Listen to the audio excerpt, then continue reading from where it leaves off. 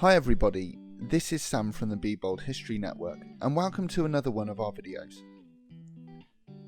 A couple of weeks ago, I was lucky enough to meet with Dr. James Boyce. His research focuses on colonial Australia. In this, the first of 3 videos, we'll focus on settlement and transportation to the continent. Now, I found it incredibly useful in my own practice already as I start to develop new resources on the empire, and I really do hope that you find it useful too. When we're talking about the colonialisation of Australia, who really is driving that? Is it the British government?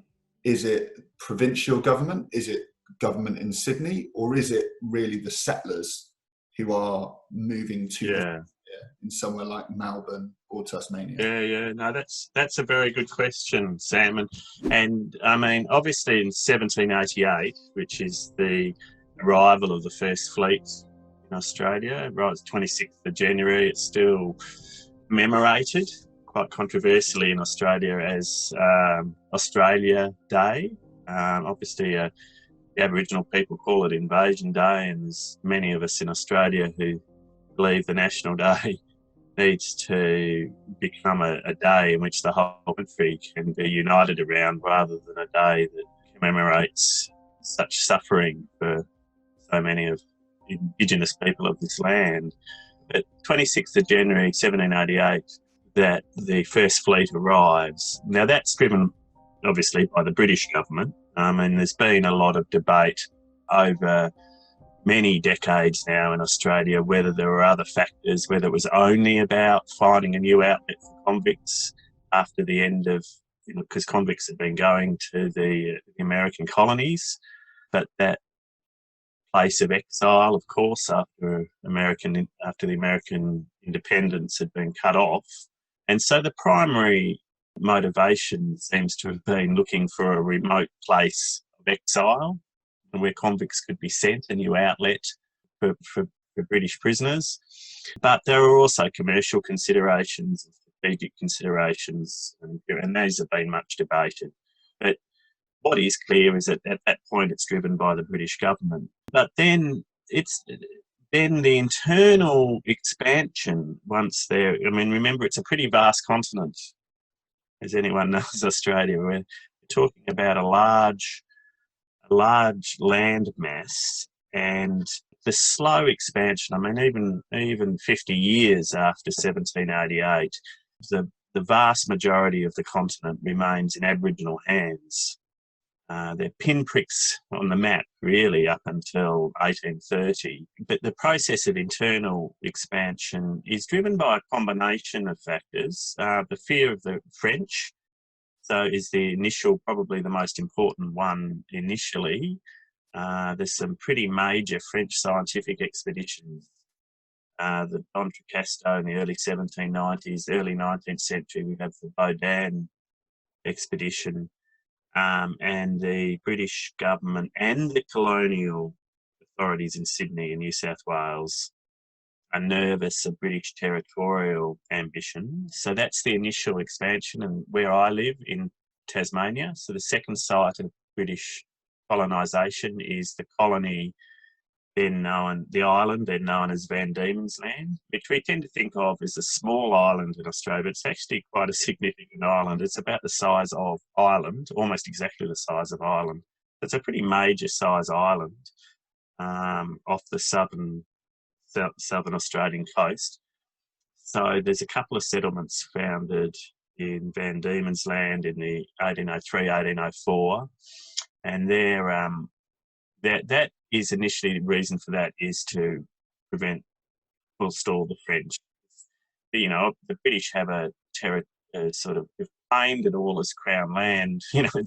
Claimed it as British territory, but of course you really need to enforce that. You need some feet on the ground, so to speak.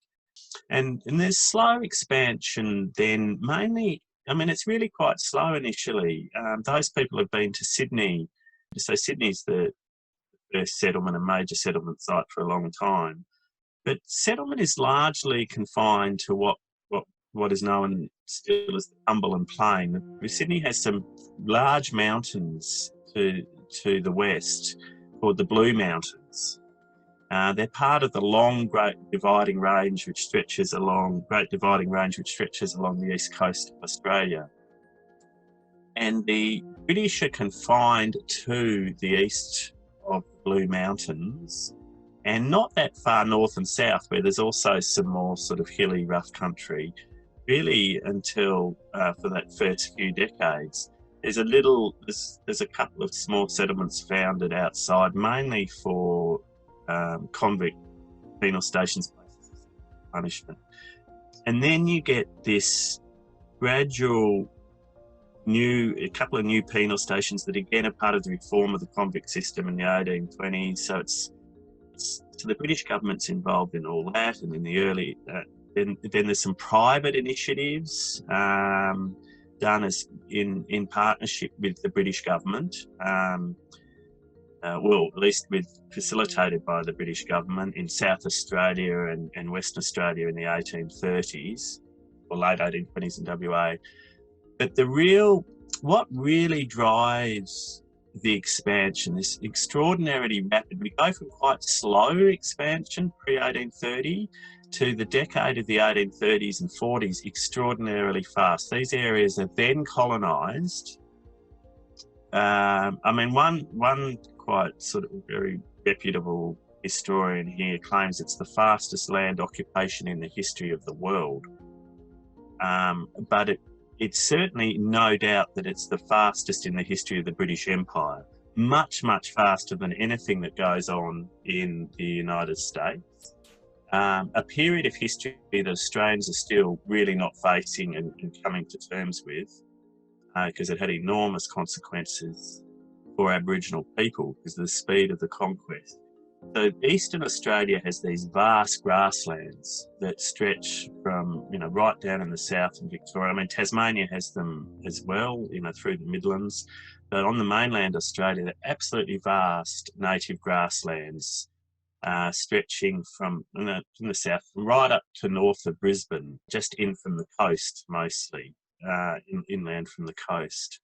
Now, these were not just some sort of wilderness area. These were developed and managed by Aboriginal people through what we now know as quite a sophisticated Indigenous land management regime, the main tool of which was fire, but it wasn't just random burning. It was a sophisticated fire regime to preserve to make and keep open these areas to the herbivores of the continent, the macropods, the different varieties of kangaroo and wallaby in particular, that were a major food source. So these millions of hectares of grassland were there, didn't need to be cleared or developed, and accessed by rivers, and parts of them are quite well watered. And they're the most densely populated part of Aboriginal Australia. This sort of part of Australia is still where the vast majority of Australians of European descent live to this day. Most of these areas were colonised in about a 15-year period, an extraordinary land rush, out of control. The empire never saw anything like it. So up till that time, as had been in the norm in North America, and was norm in other parts of the empire, there were the British government had imposed sort of limits on where you could claim land. There was some sort of internal boundary about where you could colonise. There was some attempt to control the process. But as Britain was industrialising in the 1820s and 30s, the supplies of wool from Spain and from Germany for the woolen mills, and the internal supply of wool, there were issues around the supply and the price. There was money to be made, basically, let's say, from putting sheep onto this country. There hadn't really been a lot of money to be made out of Australia up to that point in time. There had been some products that had been exploited, like seals and whales, but really there hadn't been a big profit commodity, and that was the first. That was supplied by fine wool. Putting sheep onto this land, and of course labour was supplied through the convict system. So you had free labour, free grasslands, and for a while the British government tried to control this process of the colonisation of grasslands, but it's debated historically. I would argue, I mean, conventional historical point of view is that what were called the squatters, initially called squatters because they were actually acting illegally, moving onto these grasslands themselves, but then it became a term of respect in Australian history because they were licensed and sanctioned. The conventional view amongst historians is that the British, the colonial governments in New South Wales and the British government had no way of stopping people just moving onto the grasslands and taking their sheep and their assigned convicts onto the land. I argue in my book 1835 on the founding of Melbourne, the conquest of Australia, because Melbourne was founded as part of this process as an illegal. It was illegal under British law. It was an attempt to claim the vast grasslands north and west of Melbourne as part of this process. When the British government in 1836 and the colonial government in New South Wales backed down and basically allowed people to go where they pleased, you paid £10 for what's called a licence to go onto the Crown land, and then it was pretty much first come, first served. It was an extraordinarily uncontrolled process where if you could put men and sheep onto what was termed a run, that became your run. You didn't get title to it at this stage. You got possession of it. And the river systems of Eastern Australia, these squatters moved up them remarkably quickly because, of course, the big issue in Australia is water. So if you can control access to the water, you control vast areas around it. You know, it's obviously not like England, a well-watered island. Water is the premium here. You know, so if you're controlling the access to the river, you're controlling or the lagoon or the lake. You're controlling vast areas around it as well. So there's this rush up the grasslands in the late 1830s and 1840s. And while under the British government are thinking that it's more a bit like the Commons in England, where they're just giving grazing rights. They're not giving total rights. They're just giving the right to graze. The local squatters are interpreting it as exclusive possession, that this is my land. And the local courts and the local governments here uphold that largely. And so Aboriginal people are dispossessed with extraordinary speed. And of course, speed matters because we know from colonisation with Indigenous people around the world and also in the Australian experience, is if you can slow it down, there's a time, it doesn't make a happy story. It doesn't mean that everything's suddenly okay. I mean, it's still a tragic story of dispossession and suffering. But time gives the opportunity to adapt, to accommodate, to resist, to survive.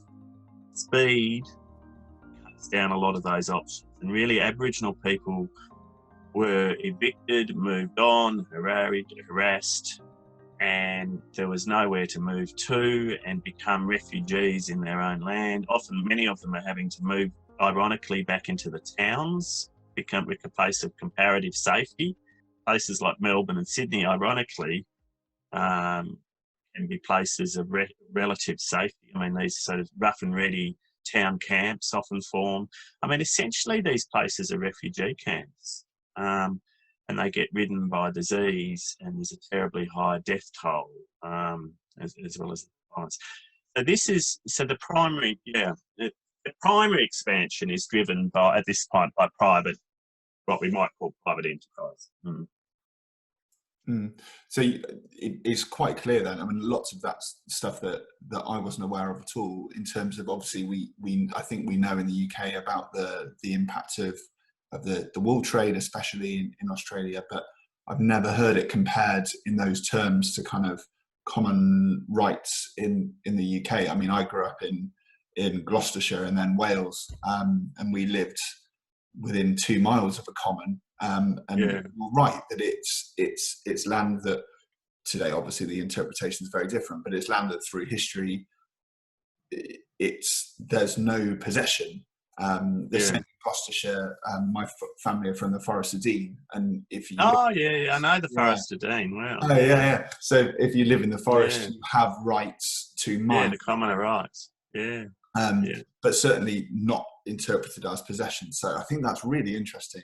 Describing. Yeah, well, there's I'm absolutely fascinated by the English Commons, and it's very important to Australian history on many levels. Because most Australians have tended to assume that we're just a product of modernity, whereas obviously North American colonisation begins in the pre-modern period, and Australians have tended to assume we're post-industrial revolution, post-enlightenment, sort of the modern world a little bit before, if you like.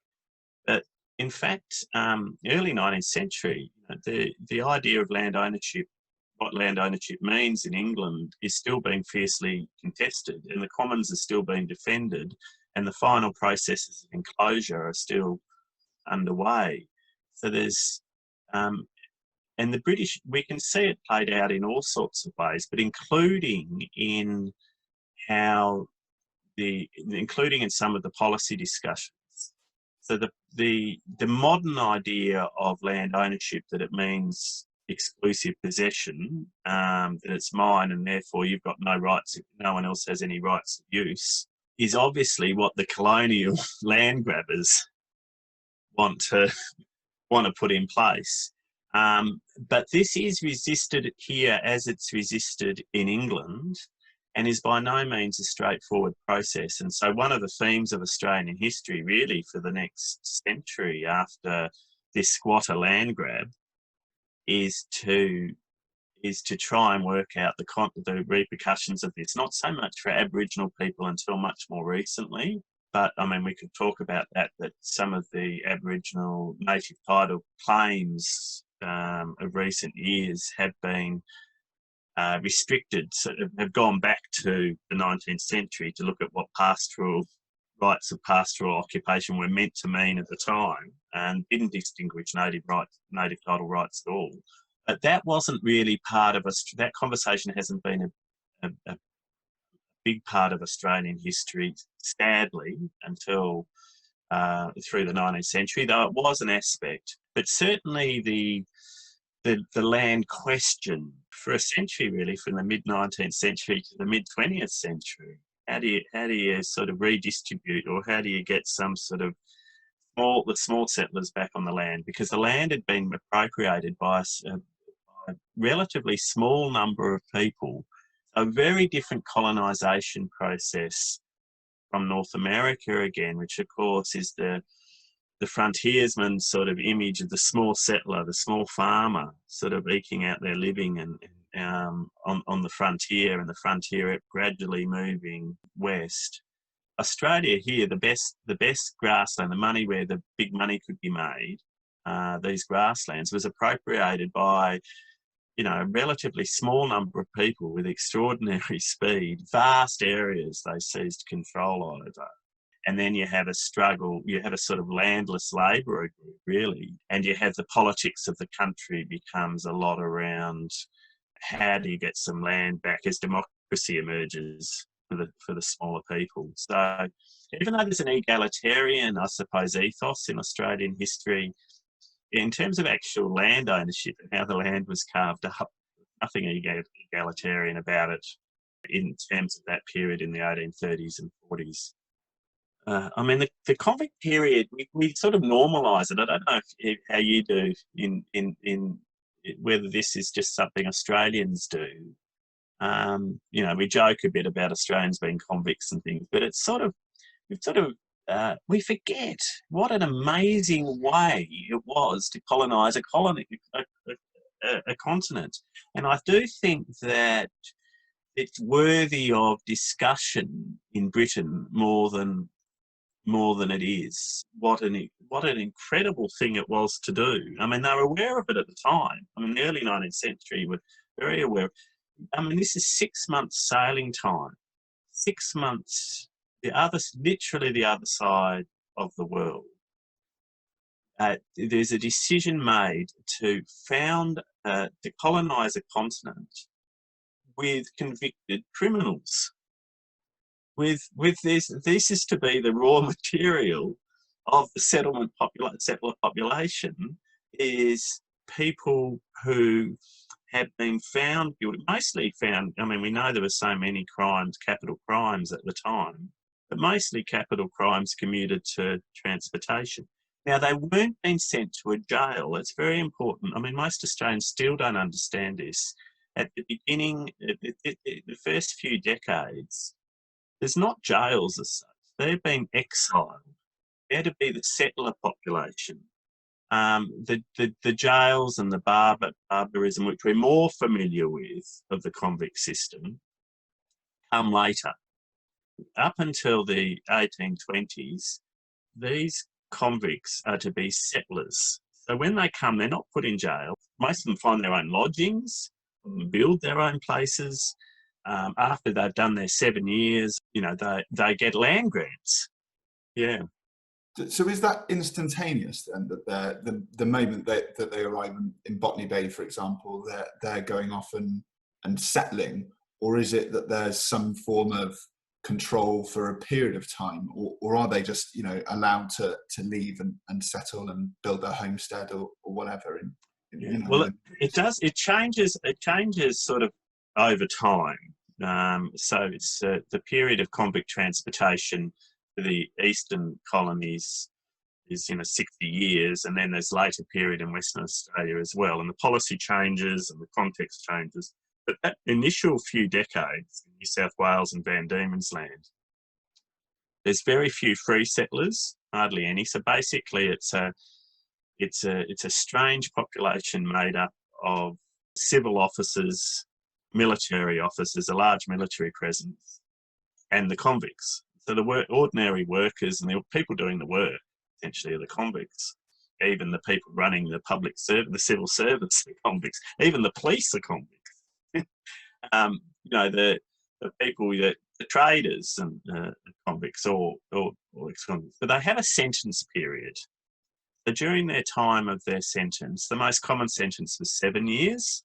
So you could receive sometimes pardons before that. But during that period, yes, you're either working for the government, but with set hours and set rations. They're not slaves, and in that early period, they're allowed to work for themselves outside of their set hours of labour, and that's all about economy because that's where they earn their money to pay their board and their lodgings. And there's no, convict barracks built until, the first one in Sydney's opens, I think, 1819, still there in Hyde Park in Sydney. They are essentially living independently, but they are still government men. Or they were sometimes termed prisoners, but they never called themselves prisoners. And they could be assigned to other settlers, often former convicts, sometimes their spouse, if they were lucky, but they would work for them, again, on set hours. Now, they were subject as convicts to all sorts of mandatory punishment. They could be sent to the local magistrate. They had less rights than when they were free. So they were not, I don't want to diminish, there's a sense of randomness. It depended a bit lucky who you got and when you came, in the context you came, what skills you had. If you had particular skills, you could do quite well. Many of them choose to stay in the towns. Australia's always had this tension where we've always been, from the beginning, a highly urbanised society, which doesn't fit the sort of stereotype we have of the bush. That we're, the outback makes the country. In fact, we've always been a very urbanised land right from the beginning. So many convicts often chose to stay in the towns, become publicans or other trades.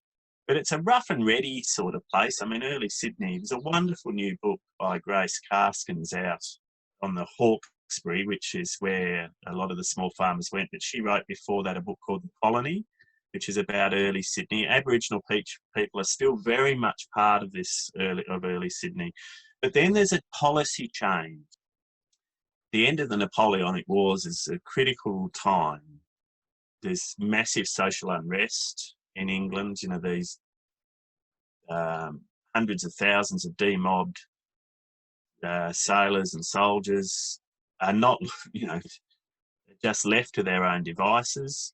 They come back into an economy that's collapsing with the withdrawal of government spending, withdrawal of stimulus, as we might call it now, the massive stimulus that had been the long French wars. There's big government debt, and they're dealing with that through retrenchment, through massive cuts to government expenditure. And of course, we've had enclosure. We've had, to get back to what we were talking before, the last big phase of enclosure, the removal of commoners' rights, had been going on through the decades of war. Hundreds, thousands of individual acts, parliamentary acts of enclosure. So there's not that. I mean, that was really, the Commons was a great big social welfare system as well, social security system, that the ultimate fallback.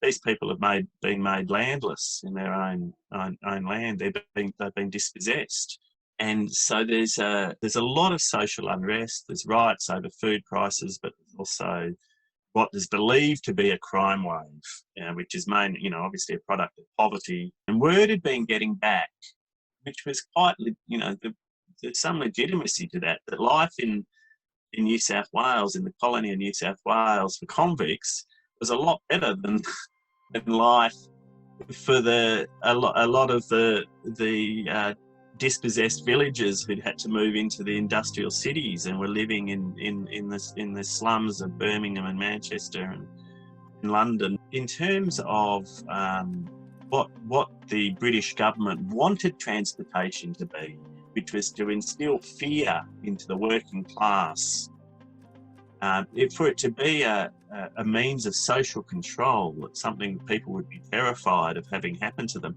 that was being weakened. And so they set up an inquiry, a big inquiry. It was a bloke called Commissioner Bigg, very important person in Australian history, was sent out here in 1819-20 to conduct a big inquiry as to how to return the colonies to being places of how to return transportation to being a punishment of terror that would be feared, so get some harshness back into the convict system, but also how to get some money, how to make New South Wales pay for itself. So, the British Empire, as I'm sure you know, is the big theme of it, is always how to do it on the cheap. I mean, it's amazing how successfully they do that. I'm always struck by what a small bureaucracy, really, and what a small presence that they're able to pull it off. I mean, and it's the same thing here: how to cut costs. How can we make this colony pay for itself? Punishment and profit, in a sense, is the title of one of the books of that period that I think puts it well. And the result of that is that there's this decision to focus on sheep and to focus on a new breed of free settler who would come out and be given the land according to how much wealth they already had. They would be the landowners. They would take the convicts on as their servants, as their unpaid, workforce. There would be the end of this small land grants to ex-convicts. Australia would have a ruling class. It was an attempt really to produce what they saw as the social relations of 18th century rural England. Have a sort of gentry class.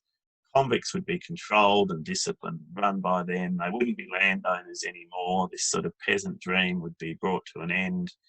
Money would be made from the sheep, and convicts would be properly disciplined, properly controlled, subject to proper work. And if they misbehaved at all, they would still not be locked up in they'd still be assigned workers. But any misbehaviour, they'd be sent to these new places of terror, new penal stations of secondary punishment. So people might have heard of, in Tasmania, we had the World Heritage Site of the Port Arthur, about an hour from where I'm sitting now, which was the biggest jail in the British Empire. Now, that wasn't a place convicts went to initially when they came out. They misbehaved as workers. Then they had the terror, the genuine brutality of Port Arthur or Macquarie Harbour, even on the west coast of Van Diemen's Land was another. Port Macquarie in New South Wales. Initially, where Brisbane is, Moreton Bay was founded as one of those places as well. So they're places what we call secondary punishment. So the convict system starts to change and becomes much harsher, and also Australia starts to the dream, I suppose, of the early years that this would be the convicts would be small settlers. This would be a place of exile, but not in a sense of prison. That starts to evaporate, starts to be replaced, and the main wealth producing aspects of the colony go to the elite. And again, there's big consequences for Aboriginal people. Early Sydney, as Grace Karskens has documented, is almost as much an Aboriginal town as a British town. That just doesn't become possible in this later story. It's much more of a I suppose black and white, sort of extreme form of colonisation that's to take over, where there's less room for coexistence. Thanks for watching this video from the Be Bold History Network. If you enjoyed this video, please hit subscribe on our YouTube channel. You can also get in touch with us on Twitter @BeBoldHistory, and if you are talking about us, use the hashtag BeBoldHistory. Thanks for watching.